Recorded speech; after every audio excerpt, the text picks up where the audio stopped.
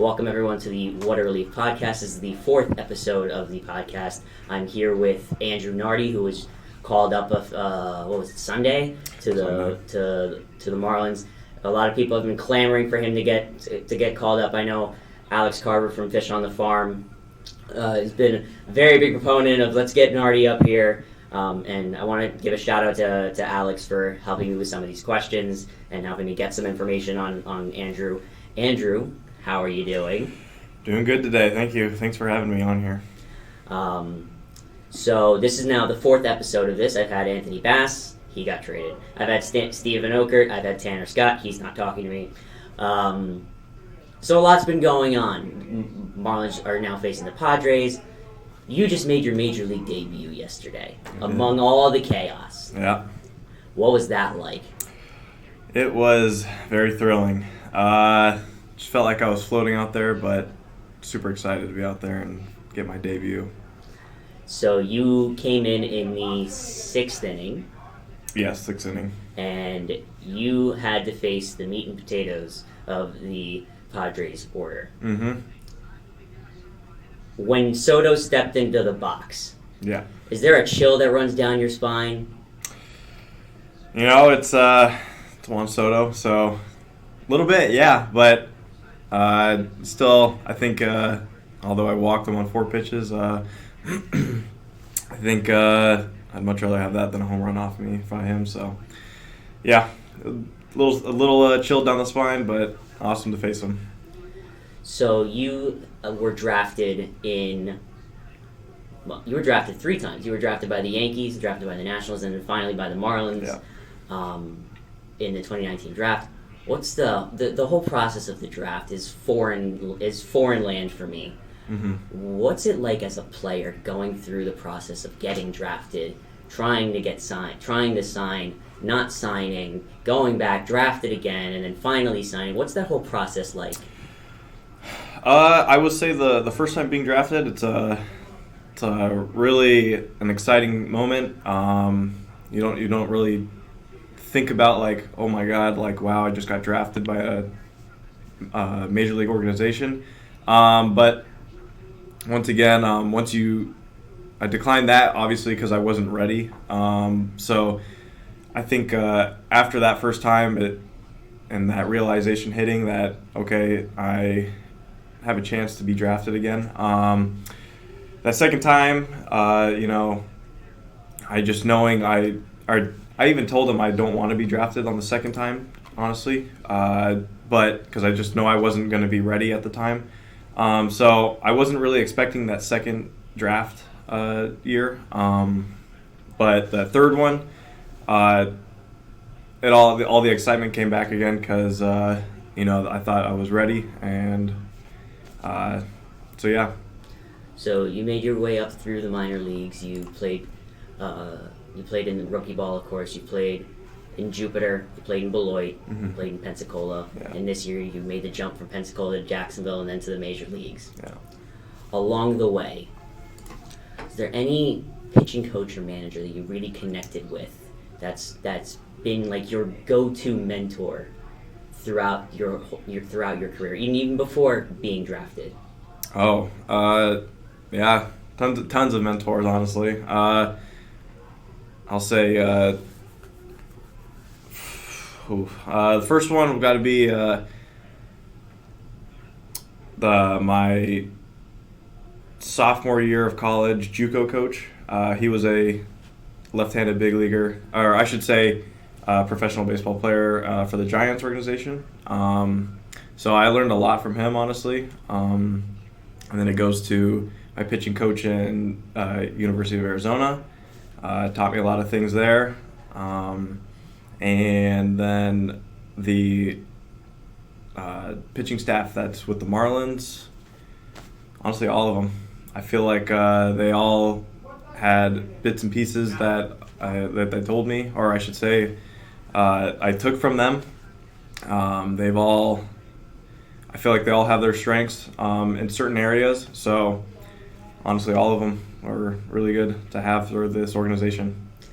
So again, along the same lines, at any point, and I'm gonna tighten the spectrum here so that I don't have to make you go all the way back. No, but yeah. Along the way, of course, through the minor leagues and now in the major leagues, is there any like specific player that you really connected with and have become really good friends with that you have pretty much been with you like the whole time since you've met? There's actually a couple of them. There's one with Eli Villalobos. He's in AA right now. Yeah. Hopefully he'll be called up soon. And Josh Simpson. All great players. There's a lot of guys that I came up with. Even actually Eli was before me, but I feel like I met him in 2019 when I went to Batavia for just a week in the playoffs and met him there. So I just started. When I first got here, met a whole bunch of guys, and obviously some guys are gone still or got released or traded, but still keep in touch with all of them. And yeah, just tons of guys that I'm good friends with. So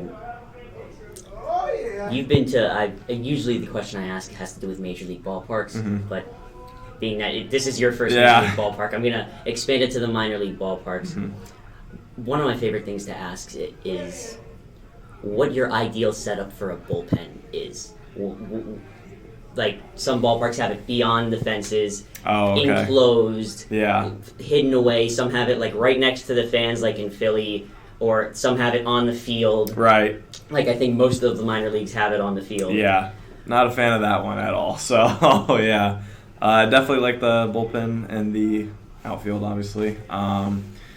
Just kind of, it does give you a little bit of peace of mind. You don't have everybody, especially our bullpen here. I think it's really great. You don't have people yelling at you and stuff like that, but kind of gets you locked into the game, which I love. But yeah, I think also like the bullpen at Dodger Stadium, I think it's great. I don't mind people looking above me or above me looking at us. So no, I think just anything, bullpen in the outfield is the number one thing. So throughout your time, you have any memories, crazy moments that have happened out in the bullpen? Some crazy play that went into the bullpen when it's on the field, or some fan interaction? Actually, yeah. In Jacksonville, where we were in Gwinnett, and I think there's a bathroom out there, and I guess a fan saw a baseball on it, and it was like, I guess he just jumped over the fence real quick onto the bathroom just to get the ball, and I was like, all right, this is ridiculous now. Was there a player in the bathroom? No, I don't think so, but yeah, I was like, what? I don't know what's going on right now, and the kid ended up jumping off the bathroom roof into the bullpen and ended up like climbing out on like the stones and stuff out of the gate or out of the bullpen, and it was just the most ridiculous thing I've ever seen. And nobody from security tackled him? That's the another part. Some guy with the walkie-talkie, I think it was security, just looked at him and just walked away. So I don't even think they cared at all. Something goes on in the minor leagues. Yeah. That was pretty bizarre. That's hysterical. Yeah. So you started this season at AA in Pensacola at that beautiful ballpark. Yeah. You then went to Jacksonville, also a beautiful ballpark. Yeah. You came here to this spaceship. Out of the three, which has been your favorite ballpark? Just ambiance and like just the setting, which has been your favorite? I think I'll have to go. Oh, even here too? Yeah. Oh, definitely here. This is 1,000 times like a step up between Pensacola and Jacksonville. Even the location of Miami too, or the field being in Miami, great location. And I feel like playing here, it's like a disco party all the time. So it's always fun and electric here. Yeah, you had they started flashing the lights when you were on the mound yesterday. Exactly. Does that at all distract you when you're on the mound and like you're having a mound visit and all of a sudden the lights start flashing? No, not at all. Honestly, yesterday I was just pretty locked in. Felt like I was floating, like I said, and just tried to keep my cool as possible as I can. So this question comes from Alex Covered Fish on the Farm. It's a classic question for him. Is there anybody else from the AA or AAA bullpen that you think deserves a call-up before the season ends? I think that whole bullpen deserves the call-up, honestly. Great bunch of guys down there, especially Eli. I think he's come a very long way, coming back from rehab and throwing absolute gas down there. Same with Josh Simpson, just absolutely dominant, electric down there. Honestly, a lot of them deserve it, so a bunch of great guys down there. Yeah, well, us guys at Fish Stripes and, of course, Alex at Fish on the Farm, we love seeing guys get called up and everything. We're always clamoring for everyone to come up. Even if they come up and flop, it's still fun for us. And you came in and you shoved yesterday. Oh, thank you. Of course, inherited runners and everything ruins ERAs. It's all right. Shouldn't have put him in that situation. I mean, it's all right. It's the big leagues. It's the big leagues. These guys are paid a lot of money to get hits and stuff, so be great players. So, moving forward, you're from California. Yes. I think you mentioned that your family was not able to make it over here yet. No, they're not here. So the team goes to Los Angeles today. Yeah. We're recording this on the 17th of August, which, by the way, your birthday is tomorrow. It is tomorrow. Happy early birthday. Thank you. Any special plans? Just see family and girlfriend, go out to dinner, and that's it. Yeah. So, how many tickets have you reserved at Dodger Stadium for your family? I think I'm at around 20 tickets each game, so it's gonna be a hefty one. That's gonna be awesome. Yeah.